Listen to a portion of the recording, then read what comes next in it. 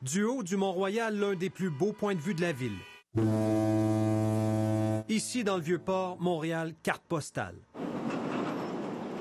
Le visage de la métropole change au quotidien. Le journaliste Hugo Jonca du bureau d'enquête surveille attentivement sur une base régulière les transactions immobilières. C'était en juin 2016, en plein boom des condos dans Griffintown. Il y a une transaction un jour qui attire mon attention, c'est celle d'Ibrahim Hissène Bourma.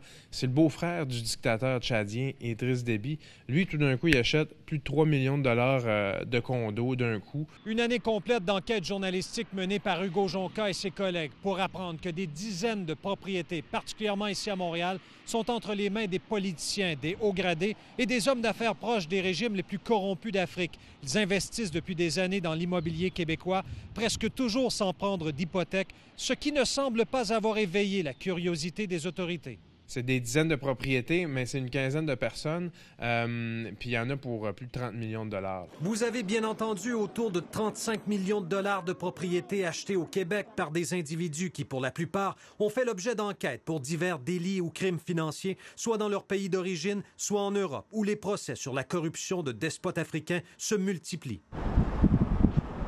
On vous amène à l'île des Sœurs, rue O'Reilly, un condominium d'1,6 million de dollars détenu par Rachida Kaba. Son mari, Tite Kaba, est soupçonné d'avoir produit un faux titre foncier au Congo-Brazzaville au bénéfice d'un proche du dictateur Denis Sassou Nguesso. Le couple Kaba a transigé pour près de 4,5 millions de dollars en propriété depuis 2008 à Montréal et dans les Laurentides, mettant la main notamment sur cette somptueuse demeure de plus d'1 million de dollars à Piémont.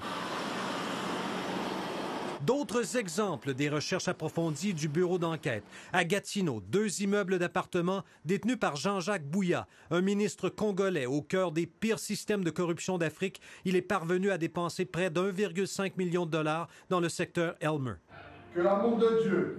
Wilfrid Nguesso, fils de dictateur. Il est propriétaire de cette maison d'1,4 million dans Ville-Mont-Royal. La France vient de l'arrêter pour blanchiment de détournement de fonds publics. La tour de Condotel Le Cristal, où Voltaire Bressetto Obami détient 2 unités, un homme d'affaires sous la loupe des autorités anticorruption françaises. Son investissement au centre-ville, près d'1 demi-million, sans hypothèque. Si en Europe, les autorités ont lancé la chasse aux biens mal acquis, au Canada, non seulement l'expression n'existe pas, mais personne ne pose encore la question à ces investisseurs. Yves Poirier, TVA Nouvelles, Montréal.